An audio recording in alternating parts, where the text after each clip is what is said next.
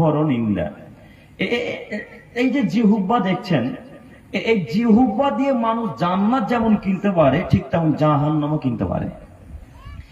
এই জিহুব্বার ক্ষমতা যে কত বেশি, এই জিহুব্বার ক্ষমতা যে কত বেশি আমি আপনাকে কেমন করে বুঝাই।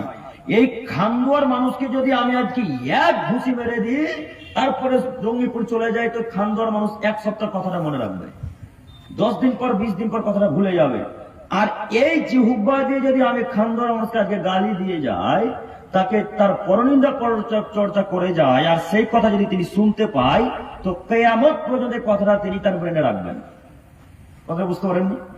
এত ক্ষমতা। জিহুব্বাকে সংযত রাখতে হবে। জিহুব্বাকে যদি সংযত রাখতে পারেন, কন্ট্রোল নিয়ন্ত্রণ রাখতে পারেন, তো জান্নাত হবে ইনশাআল্লাহ। এই দায়িত্ব আমাদের নবী মুহাম্মদ সাল্লাল্লাহু আলাইহি সাল্লাম আজ থেকে 1450 বছর পূর্বে দায়িত্ব নিয়েছেন। আমি আপনি বুঝতে পারেনি, তাই মানুষকে গালি দিচ্ছি। আপনি গালি কেন দিচ্ছেন আমি তো বুঝতে পারলাম না। গালি দিবে বেধর্মীরা, গালি দিবে হিন্দু খ্রিস্টানেরা, গালি দিবে নোংরা জাতিরা, যাদের বিদ্যা নেই, বুদ্ধি নেই, মানবতা নেই, হিতাহিত জ্ঞান নেই, মানসিকতা নেই, তারা গালি দিবে। যারা পাগল তারা গালি দিবে। যাদের ব্রেন মস্তিষ্ক ঠিক আছে তারা মানুষকে কখনো গালি দিতে পারে না।